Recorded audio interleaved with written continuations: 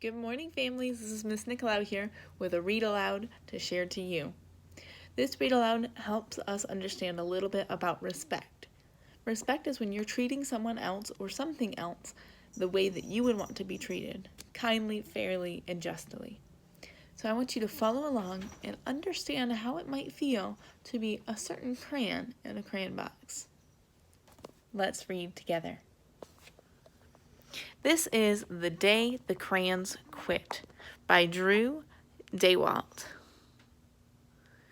Illustrations by Oliver Jeffers. So let's begin reading.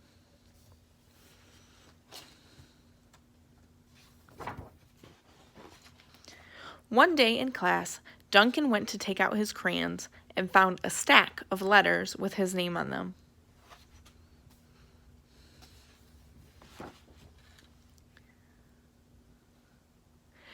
Hey, Duncan, it's me, Red Crayon. We need to talk. You make me work harder than any of your other crayons. All year long, I wear myself out coloring fire engines, apples, strawberries, and everything else that's red. I even work on holidays.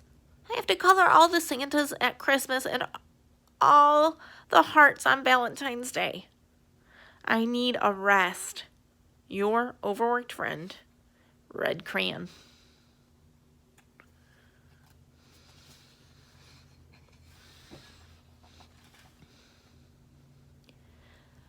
Dear Duncan, all right, listen.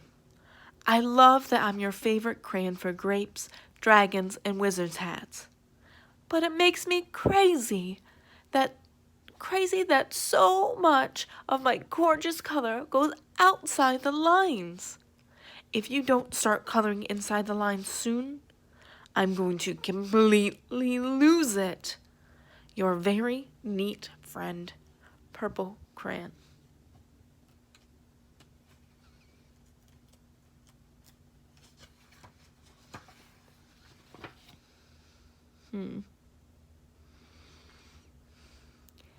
Dear Duncan, I am tired of being called light brown or dark tan, because I'm neither. I am beige, and I am proud. I'm also tired of being second place to Mr. Brown Crayon. It's not fair that Brown gets to color all the bears, ponies, and puppies, while the only things I get are turkey dinners, if I'm lucky, and wheat. And let's be honest, when was the last time you saw a kid excited about coloring wheat? Your beige friend, Beige Crayon.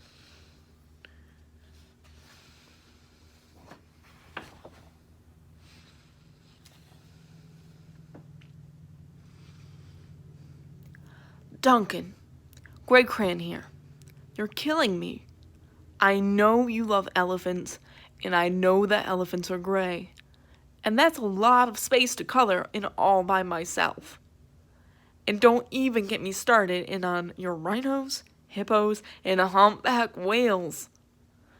You know how tired I am after handling all those things? Such big animals. Baby penguins are gray, you know. So are very tiny rocks. Pebbles. How about one of those once in a while to give me a break? Your very tired friend, Gray Crayon.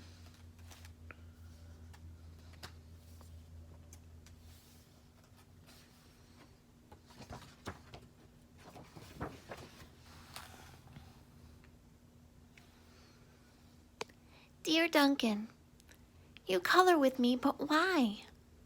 Most of the time I'm the same color as the page you're using me on. White. If I didn't have a black outline, you wouldn't even know I was there. I'm not even in the rainbow. I'm only used to color snow or fill in an empty space between other things. And it leaves me feeling, well, empty.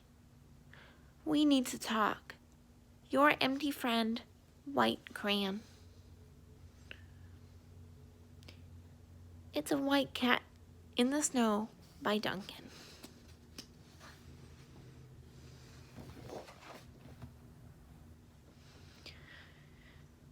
Hi, Duncan. I hate being used to draw the outline of things. Things that are colored in by other colors, all of which think they're brighter than me. It's not fair when you use me to draw a nice beach ball and then fill it in with the colors of the ball, then fill in all the colors of the ball with other crayons. How about a black beach ball sometime? Is that too much to ask? Your friend, Black Crayon.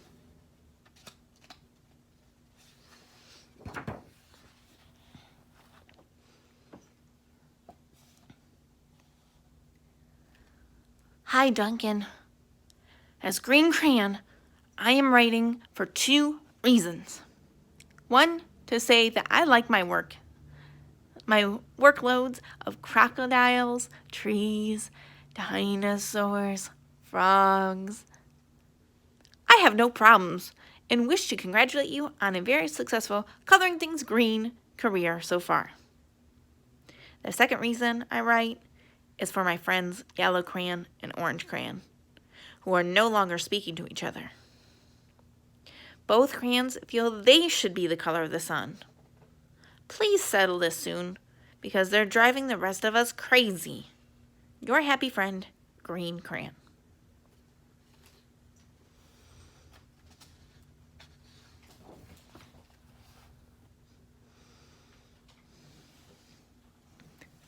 Dear Duncan, Yellow Crayon here, and I need you to tell Orange Crayon that I am the color of the sun. I would tell him, but we are no longer speaking. And I can prove I'm the color of the sun too. Last Tuesday, you used me to color in the sun on your Happy Farm coloring book. In case you've forgotten, it's on page 7. You can't miss me. I'm shining down brightly on the field of yellow corn. Your pal and the true color of the sun, Yellow Crayon.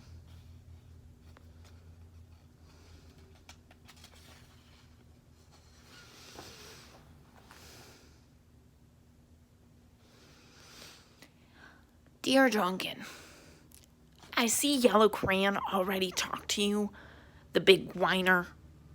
Anyway, could you please tell Mr. Tattletale that he is not the color of the sun? I would, but we're no longer speaking. We both know I am clearly the color of the sun, because on Thursday you used me to color the sun on both the Monkey Island and the Meet the Zookeeper pages in your Day at the Zoo coloring book. Aren't you glad I'm here? Ha! Your pal and the real color of the sun, Orange Crayon.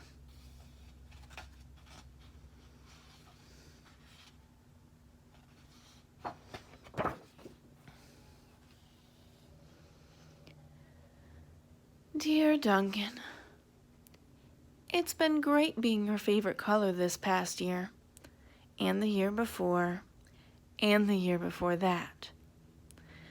I really enjoyed all those oceans, lakes, rivers, raindrops, rain clouds, and clear skies.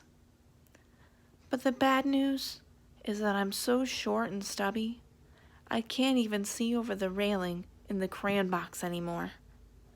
I need a break. Your very stubby friend, Blue Crayon.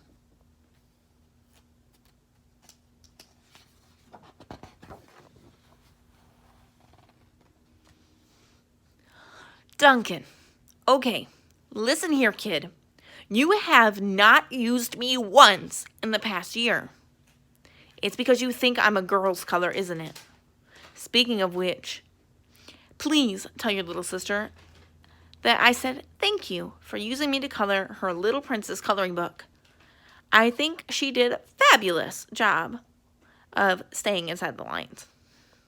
Now, back to us. Could you please use me sometime to color the occasional pink dinosaur or monster or cowboy? Goodness knows they could use a splash of color. Your unused friend, Pink Crayon.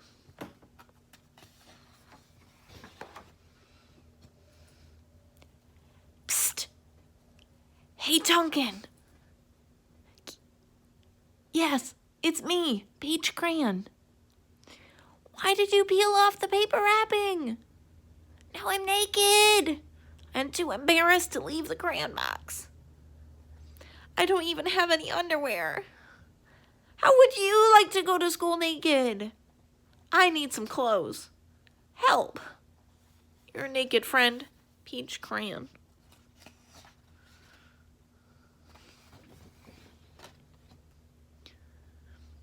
Well, poor Duncan just wanted to color. And of course, he wanted his crayons to be happy. And that gave him an idea.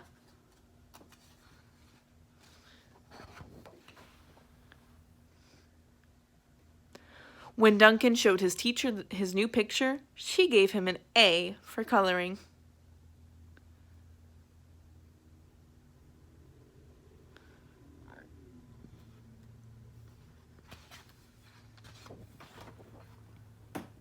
And an A+ for creativity. The end. I hope you enjoyed our story, friends and families. And I hope you remember that sometimes some people need extra special care and attention. And some other people feel like they're being used too much. So respect their boundaries and respect their wishes. Sometimes you have to share and divide yourself a little bit to make sure things are good. Sometimes you need to step away to make sure they have their space that they need. So think about that next time you're with your friends or family, and feel free to ask people what they would like from you or what you would like for them to do for you. Have a wonderful evening and wonderful afternoon, friends and family.